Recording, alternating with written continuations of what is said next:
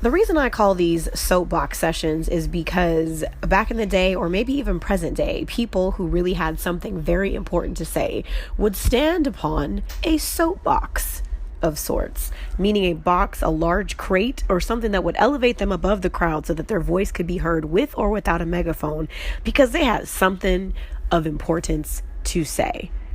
So thank you for listening to another soapbox session.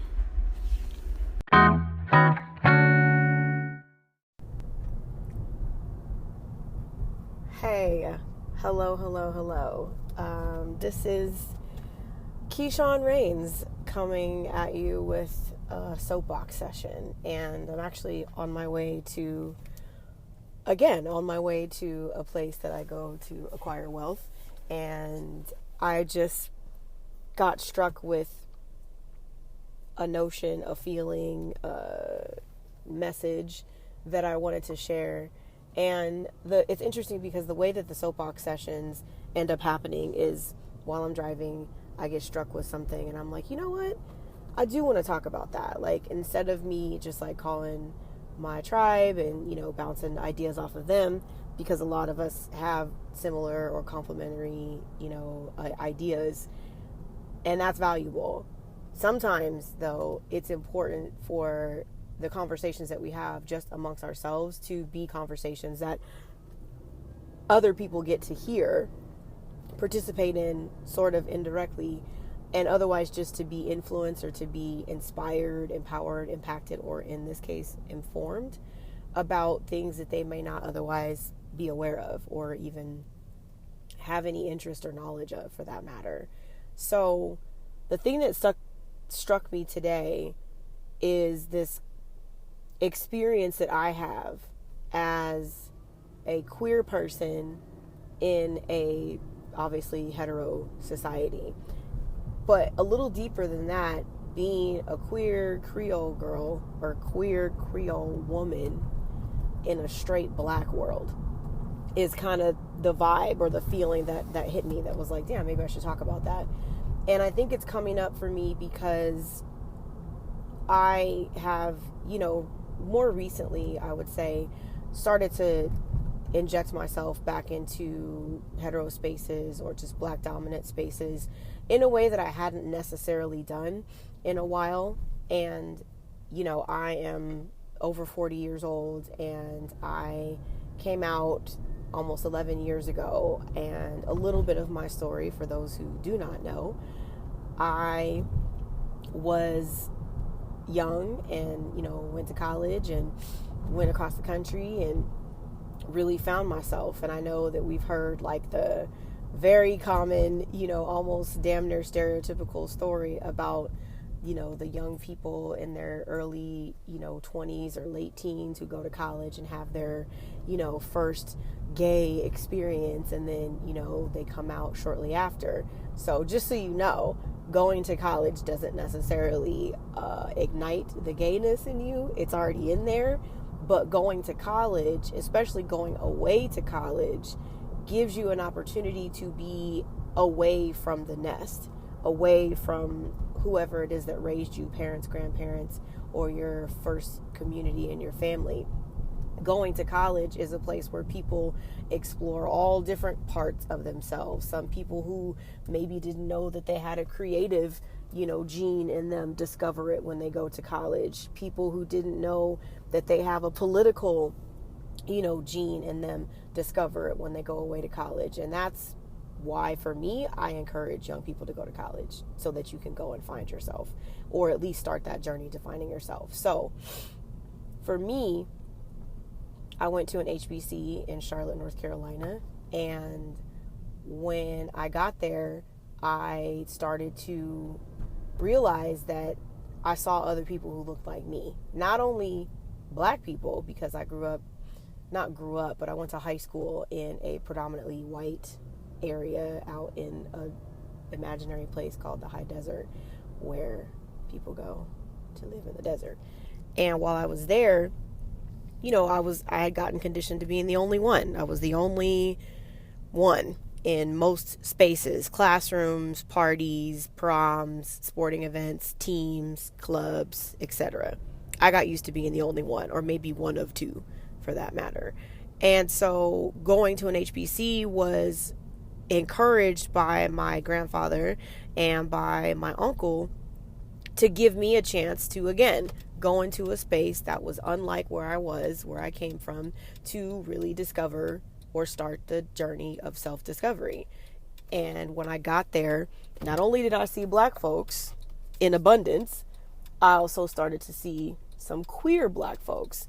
And keep in mind, I, had some knowledge of, queer people, gay people, lesbians, whatever you want to call it. I have a cousin who's older than me who's gay, and, known that as long as I've known what gay is. And I also know that first experience of seeing people who look like me, meaning people who were my age, people who were black like me, but were also gay, and spending time with them, girls on a basketball team, a volleyball team, whatever, spending time in their spaces, socially, hanging out, going to parties, such and such, I started to feel that little fire in me, like, oh, we found our people. Here they are. Let's connect with them. Let's befriend them, and so on. And that's what I started to do. And of course, parlayed into finding my first girlfriend, who, interestingly enough, was a white girl. She was the only white girl on this black campus, but she was a baller. And there you have it. So my first, experience being in a relationship with a woman was when I was like 18 years old, 19 years old, give or take, in college, maybe a little older, because it's been a long time, 19, 20, around that time, because I went to an HBC, then I came back home to California, went to a party school, also known as San Diego State, and then went back to the HBC, because I was like, just kidding, maybe I should get serious about actually graduating. And that's when I, had my first girlfriend. And time marches on. So 11 years ago, I came out to my family. Granted, in between that first experience and coming out, I also met a guy and had a relationship with him, and actually had a child with him, and was married to him. And that was my last effort to try and conform to the heteronormative society that we live in, and to conform to the heteronormative family community that I was raised in. That was my last effort to do that. Having a child is a beautiful gift. Getting married to try and prove to myself and to my family that I wasn't gay, that I wasn't queer, that I was straight, that I was acceptable, that I was lovable, that I was likable, that it was okay to still allow me to be a part of the family. That was what I was doing there. And what I discovered, of course, was it was miserable. It was miserable for me. It was miserable for him. And it did not end well. There was a lot of hurt. There was a lot of pain. There was a lot of disappointment. There was a lot of just negativity that happened in the endings of that experience, because it just wasn't right for us at all. And so for the last 11 years, I have been embraced and welcomed and held and loved and accepted by my queer family in such a beautiful way. I have queer elders, I have queer youth, I have queer peers. And the beautiful part about that experience is that I know that it's very common for Black folks in particular who are queer folks. And queer is the terminology that I use. It's what's comfortable for me. Some people say gay, some people say lesbian. Queer is what you're going to hear me say. And that in my heart encompasses us all. The whole LGBTQ, every color on that flag. I use queer, just so you know. So I'm covering all y'all, all of us. And so I realized that being able to be my whole and complete self has been a journey. Now, 11 years later, I'm in a space where I'm comfortable enough in myself to be able to step back into, quote quote unquote black hetero spaces and to be there comfortably and confidently. But I will say that it's still not my favorite place to be just yet. And that has a lot more to do with me deciding whether or not I want to be the informer, the educator, the person that says, hey, black man, I think you're beautiful and intelligent and maybe even possibly handsome, but please do not, under any circumstances, confuse that for me being interested in sleeping with you or flirting with you or accepting your flirtations with me. Those are the kinds of things that I don't like doing. And being in hetero spaces often requires me to do that.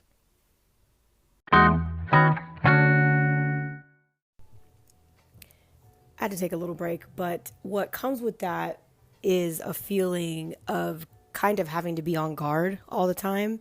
And no one wants to feel like they're on guard all the time. It's already enough to be on guard all the time as a black person and a woman, and then on top of that, a queer person that, I fall into that category of, triple marginalized, in a lot of ways. And I think that what's tricky is my desire to be able to let my guard down is paired with my desire to be a bridge of sorts between, black and white spaces or queer and non-queer queer and, hetero spaces, male and female spaces. I am, in my heart of hearts, a teacher, an educator, an empowerer, an igniter.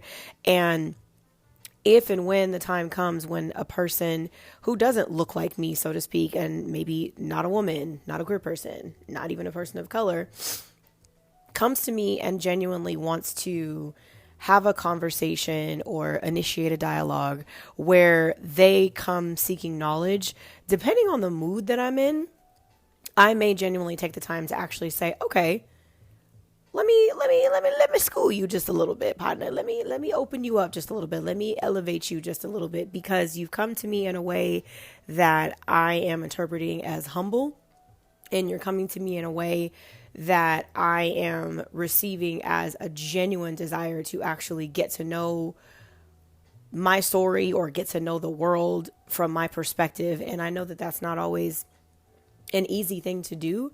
So, for instance, yesterday I was at a coffee house in Santa Ana, and I was, sitting there doing my thing, whatever. And there was a guy sitting next to me, white dude, and he got up to go to the bathroom and was like, hey, can you keep an eye on my stuff? And I was like, sure, whatever. And so he goes, does his thing, and then he comes back and he's like, thank you, made a joke like nobody tried to steal it, right? And I was like, nah, nobody tried to steal your shit. And I could kind of feel, again, energetically speaking, I could feel that he wanted to have a conversation with me. I didn't know exactly what it was going to be about at the time. I just knew, like, okay, you're going to try to talk to me, aren't you? Okay. And I had two choices in that moment. I could either be the person who was like, you know what, I'm just going to put my headphones in and non-verbally communicate to you that I'm not interested in having a conversation. But again, like I said, depending on the mood, my mood yesterday apparently was a mood that was conversational. And I was like, okay, sure. So I turned my body towards him to indicate that I was interested in having a conversation with him. And we ended up talking for like an hour. And our conversation covered everything from, marginalized groups of people, including black and women. We talked about coffee shops. We talked about entrepreneurial plans and ideas. We talked about gentrification. We talked about family, relationships. We talked about a lot of different things. The conversation was just kind of like ping-ponging really smoothly. And all the while, I felt myself wondering, like, damn, this guy probably didn't know when he came into this coffee shop today that he was going to have a conversation with somebody who can comfortably, confidently, and authentically speak to the experiences of three different marginalized groups of people, particularly in this country: women, black people, and queer folks. And I felt good being able to do that, because again, in that particular moment, I just happened to be in the mindset and the mood set to engage in that conversation. However, sometimes I find that in certain social situations, which, sidebar, I already have to psych myself up to overcome some pretty moderate levels of social anxiety as it is. I know it's kind of, ironic to think that a person like myself who aspires to, be on stage and impact and empower thousands and hundreds of thousands of people through my words, through my teaching, through my, acquired philosophies and so on and so forth, that being in social situations should be a breeze. Well, there's a difference between being in the front of the room talking to a bunch of people versus having one-on-one or two-on-one, smaller conversations. When it comes to smaller conversations, I get super anxious and go into like hardcore panic mode where my armpits are sweating, my eyelids are sweating, my allergies start acting up, and like I feel like it's too much. Like, gotta get out of here, find a safe place, find a happy place. And I try to be brief with it. So it is something that I'm actually practicing. It is something that I'm aware of and I am determined to overcome in a very holistic way, which is, honoring myself in whatever capacity that looks like. So when I am in social spaces where I do find myself getting uncomfortable and, triggering that anxiety, that I know how to excuse myself, collect myself, and then I can choose to insert myself back into that space when I'm comfortable. And to do so without apology and to do so without shame is something that I'm practicing present day. With that being said, when I'm in certain social situations, and we'll just say for the sake of this soapbox session, that when I'm in social spaces where the predominant group that is present are hetero black folks. And what I mean by that is, heterosexual black people, men and women, more so with men. And I want to speak on that too. This is another little sidebar offshoot. There is a relatively common stereotypical misconception about queer black women, or queer women in general, but speaking as a queer black woman, there's a misconception that is floating around that has been adopted and accepted and regurgitated that indicates that queer black women are man haters or trying to replace men or trying to be men. And as a queer black woman, as a queer black femme woman, I don't hate men. I don't date men. Either. I don't hate them and I don't date them. And it's impossible for me to hate an entire, species or an entire, group of humans because my father is a black man. My son will grow up to be a black man. His father is a black man. And I honor black men for the role that they step into and for the importance that they represent in the community of black people. Again, keeping in mind, I am a part of an even smaller, group of people, which is queer black people. And I think that sometimes when I am in hetero black spaces, that hetero black men see me and, for those of you who know me, who spent time with me in person, again, I identify as femme and femme is a spectrum like everything else. I present, I guess if you want to call it that, in a way that, may confuse some people. It may cause some people, not queer people, or actually some queer people too, but it may cause some people to think or to assume that I'm straight or that I'm heterosexual. And that can be irritating as fuck.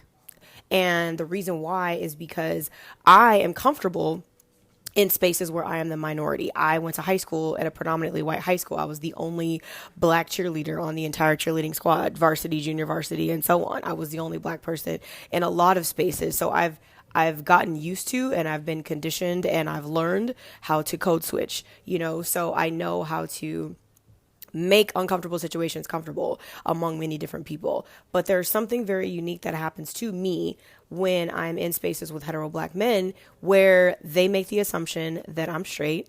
And instead of just approaching me like human to human, hey, energetically, I see something in you that makes me want to come and talk to you, it's coming from a place of automatic assumption that I am straight, followed by a very overtly, in my opinion, uninvited flirtation. And I find myself having to like throw up all my shields and throw up all my guards. Like, nah, bro, nah. You barking up the wrong tree, partner. And you know what I'm saying? And sometimes I don't want to do that because there could be a really dope conversation that could come from that. Just like me being in the coffee shop where the white dude was like, hey, I want to have a conversation with you. Granted, he didn't approach me in a way that felt flirtatious. He didn't approach me in a way that felt domineering. He didn't approach me in a way that felt over-sexualized or anything. It was like, hey, human being who's sitting next to another human being, would you like for the two of us to, converse? Sounds like a great idea to exchange input, and let's do that. And so I went for it. So the reason why this came to me was finding myself in situations where, again, like I said, I'm finding myself in spaces where in my efforts to bring holistic healing practices into the Black community, I'm finding myself interacting with and sharing spaces with Black men and hetero Black men. And I have some hetero Black men but there are some hetero Black men that are part of my community, part of my yoga community, part of my, impactful community, part of my rooted tribe. There are 2 Black hetero men that I specifically selected that feel to me and have shown to me that they are men who recognize who I am, recognize my greatness, honor me as I am, and we are allowed to do that for each other. I mirror them, they mirror me. And so I say that to say in other spaces, and I was listening to a podcast last week, shout out to Amanda Seals. I absolutely love your podcast, girl. Love it. Just in general are dope as shit. You're a Cancer. Our birthdays are like 3 days apart. Sometimes I listen to her podcast and I'm like, oh my God, I feel like you're literally saying the words that are inside of my brain right now. Thank you for letting me know that I'm not alone. But I was listening to her podcast. I think it was last week's episode.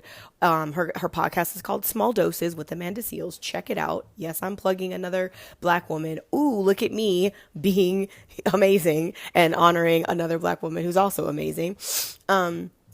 She did an episode where it was talking about being woke and what that looks like and so on and so forth. And she touched on this concept or this idea of hoteps, which, a lot of people don't know what that is. I know what it is. When I was in college back in the day, we would call them 5%ers. But it's basically, I'm not even going to go into the definition of what it is. Go listen to her podcast because she breaks it down all the way. But my point for bringing that up is that I found myself, again, putting myself into these spaces, these communities of Black healers. And those are Reiki practitioners, yoga practitioners, acupuncturists, massage therapists, comedic yoga practitioners, vegan chefs, and doulas and everything in between. Maybe not doulas for men, but for men is what I'm speaking to right now. So all these other categories, I find myself in spaces with them. They honor me for being a fellow healer. They honor me for being a Black woman. When they find out or they get wind of the fact that I'm a queer Black woman, there's a slight diminishment of the honoring that takes place. And it saddens me. It saddens me. This is not all. This is just like the hoteps in particular, where I feel like their determination to uplift Black people through this one vein of upliftment, which in a lot of ways stands on the veins of a lot of other people that are part of the Black community, makes me feel uncomfortable and isolated. On the flip side of that, there are Black women that are also in that community that, again, we can, sister circle and we can vibe out and we can woo woo and we can, ashe and namaste, but the queer element of who I am, or the queerness of me, is another area that I find myself having to shuck and jive around in order to feel comfortable in certain spaces. And I don't want to do that. I don't like doing that.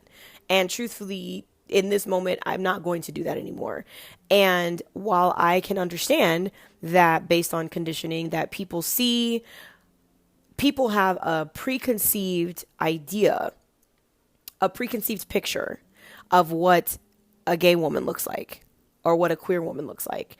They have a preconceived picture of what a queer Black woman looks like based on media, maybe personal experience, so on and so forth. So when they see me on social media, even though it says queer in the indicator, when they see me on posters, flyers, whatever, they don't necessarily know that as I'm standing in those spaces as Keisean Biana Reigns, who is a mother, who is a Creole and African American woman, who is a queer femme woman, who is a yoga practitioner, who is a healer, who is a writer, who is an author, who is a motivator, who is a coach. Like, I have a lot of things that I am. And sometimes I find myself having to, or feeling like I have to, because reality, it's all perception. My perception is that in some spaces I have to highlight or code switch, to be perfectly honest, in order to assimilate, in order to be accepted into certain spaces. And I don't want to do that shit. I'm not going to anymore. And so the reason why this idea came to me was because I'm finding myself in these spaces, and as much as I want to be the facilitator, be the bridge between hetero Black folks and queer Black folks, between queer Black women and hetero Black men, and between queer Black women and hetero Black women, I want to be a bridge. And what I mean by that is I want to be the person who's like, look, I know what it's like to stand in your shoes, maybe not Black men, because I've never been a Black man. I was married to a Black man. My father was a Black man. We went over this. So I can understand and I can empathize, if nothing else, with those experiences. But the reason why I wanted to speak about this in particular is because it's more of a public service announcement. If you follow me on social media, specifically on Instagram, you know that my family did a public service announcement last week about our hair and for white people to stop touching it. So I felt like, you know what? Another public service announcement is in order. And this is for hetero Black men. Never assume that because a woman represents herself or presents herself with a flair of femininity, never assume that she is heterosexual. Never assume anything. Let's just start with that. Don't make assumptions. This is one of the 4 agreements. But if you should assume something, just be very mindful of the way that you approach women, because I have women who are in my community, in my tribe, who are on an even different part of the spectrum of femininity, where, you know, heels and makeup and hair, it's the whole vibe, nails and the whole shit. And it is very easy for them to be assumed, for people to assume that they are straight. And again, whatever floats their boat. For some women, even if they're queer, they enjoy and absorb the attention. I, in particular, don't. I enjoy connection. I enjoy genuine conversation. I enjoy, enlightened dialogue. I like getting to know people. I like hearing people's stories. I like sharing my stories. So I no longer want to feel like I have to walk around with these walls up and these guards up all the damn time. What I would like is for me to be able to be in every space as me all the time, as my whole and complete self, because that is how I'm choosing to walk in this world. And that is what I encourage everyone that hears this, or everyone that I interact with, to walk in this world as well. And the most important thing to remember, one of the most important things to remember, is that when you make the decision to be your whole and complete self, just know everybody ain't gonna like your shit. Everybody ain't gonna like your shit. Everybody ain't gonna like what you have to say. Everybody ain't gonna like what you create. Everybody ain't gonna like the way you look, the way you dress. Everybody ain't gonna like it. But the beautiful thing is, I don't give a fuck. I'm not doing this for everybody to like it. I'm doing this for those bodies that need it, those bodies that are seeking it, those bodies, and when I say bodies, I mean people.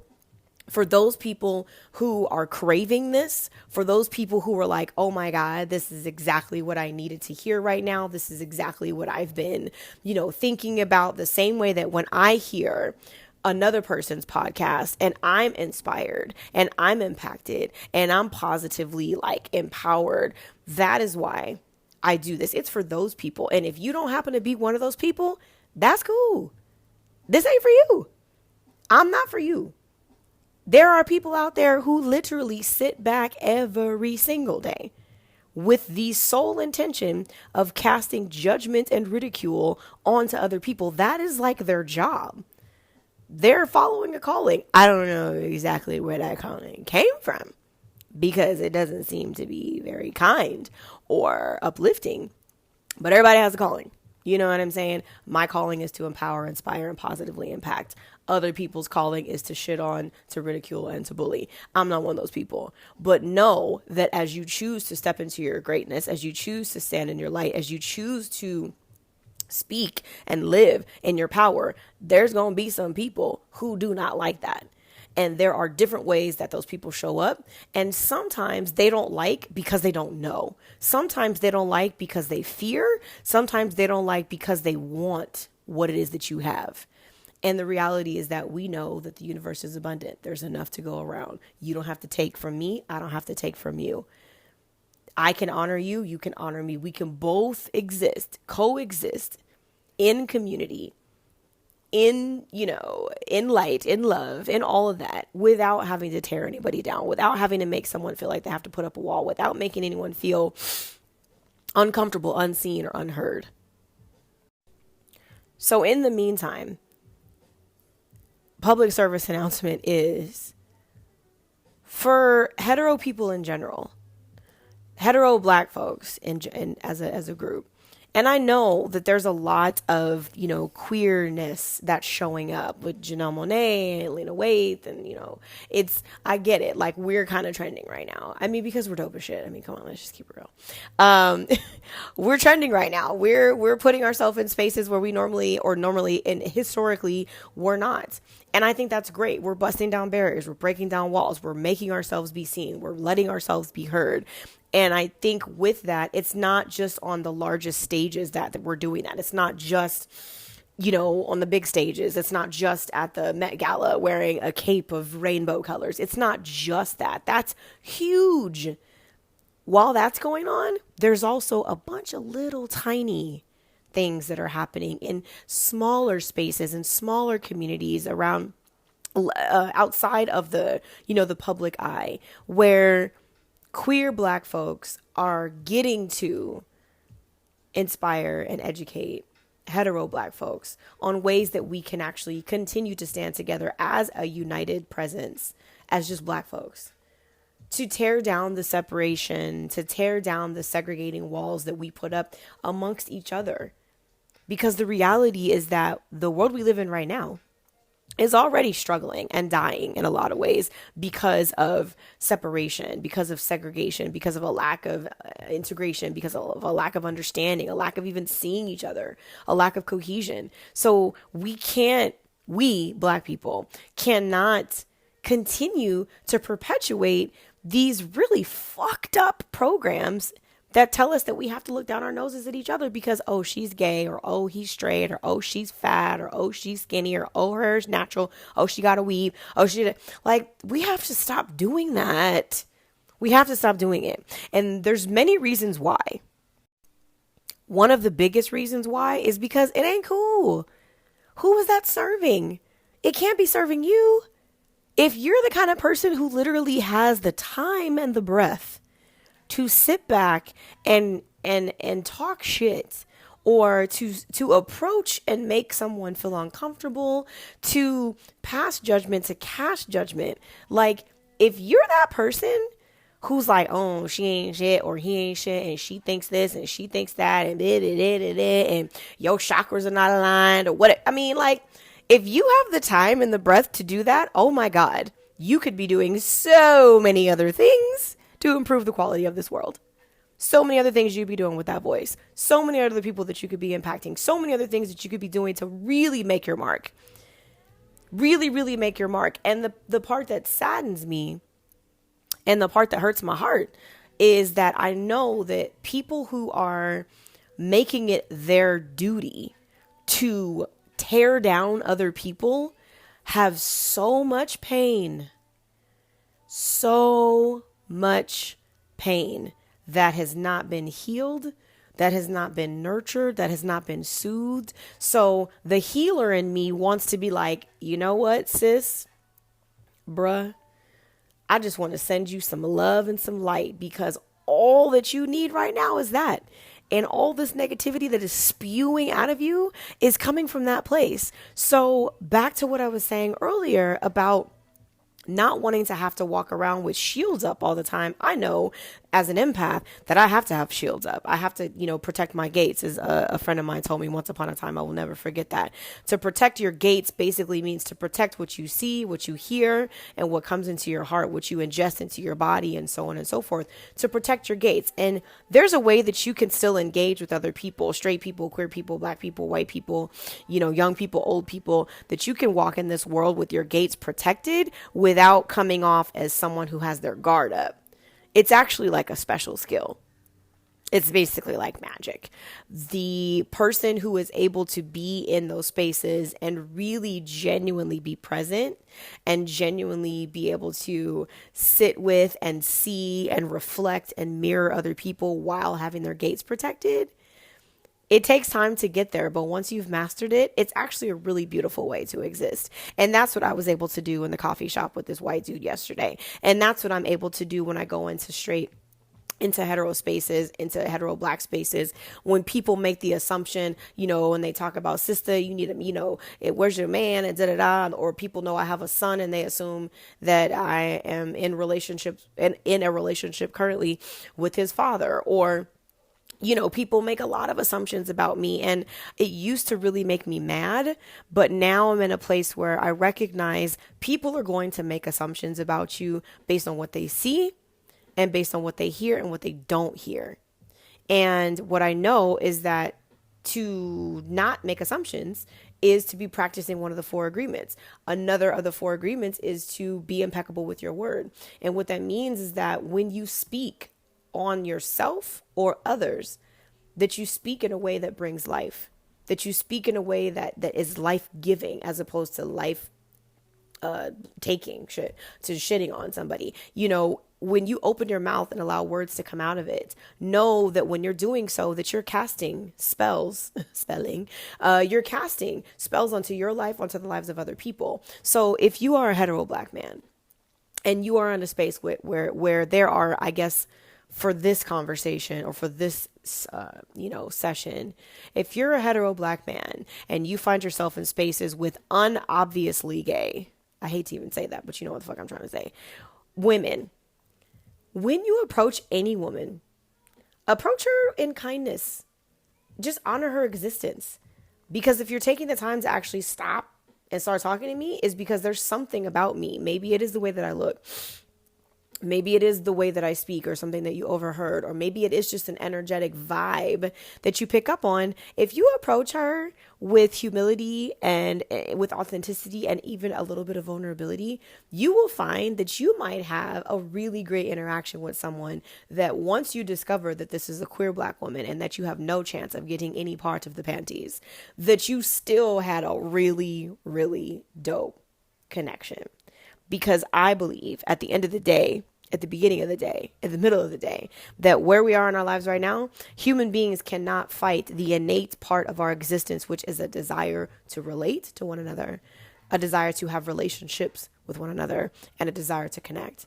And if we can start to break down and dissect a lot of our assumptions about each other, things that we assume a woman who, has a lot of kids and is a single mom, to assume that she, struggling, or she made bad choices, or, a queer woman who, has a 16-year-old son who used to be married to a dude, is confused, or a straight black man who maybe had a fucked up past and, found his way in and out of the prison system is someone that we should just forget. There's a lot of assumptions that we make about each other. And I'm just saying, black people among black people. Conversation about how the rest of the world sees us, not even going to get into that right now. What's on my heart to do this session today is for us as black people to know that as long as we are divided, we will never triumph in a way that is long lasting, in a way that has generational impact, in a way that has, generational influence. A friend of mine the other night, we were here, we were talking about, it's often, you often hear like I am my ancestors' wildest dreams, and, it's t-shirts and hashtags and so on and so forth. Do you ever think about you being the ancestor?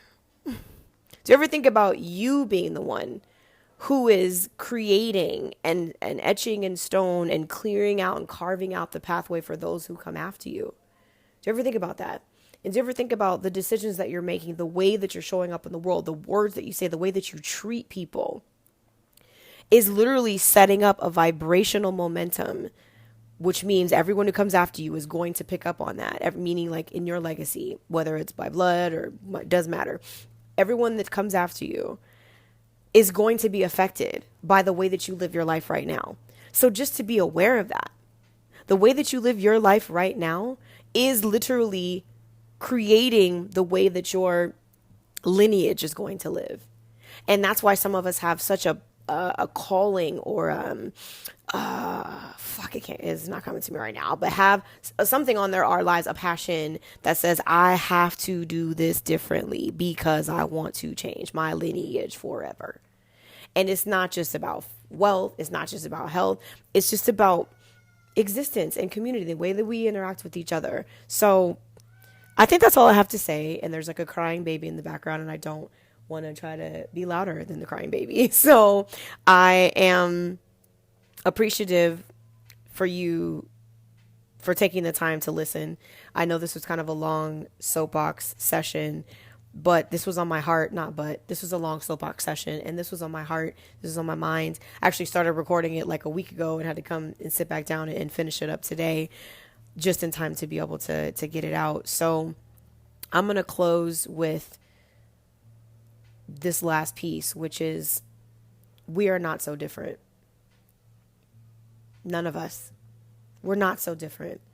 We as human beings have a thread, a creative thread that comes from the source of all creation, whatever you call that. And we are all an extension of that. And if we live our lives and we approach one another and communicate with one another and interact with one another with that knowing that we are all an extension of the same source, just imagine for a moment how beautiful our existence would actually be.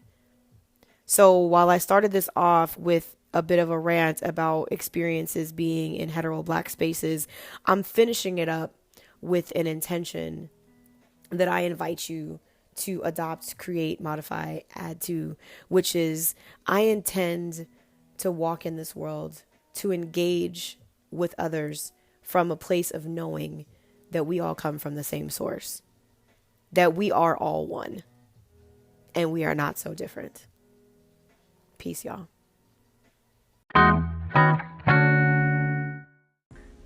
It's time to wrap this up, and I just want to say very sincerely thank you. You have your choice of thousands of different podcasts that you could be listening to each day, and I appreciate you for choosing this to be one of them. Right now, in this moment, I see the light, I see the love, the wisdom, the beauty, the prosperity, the creativity, and the pure joy that shines within each of you, and I bow humbly before your divinity. Namaste.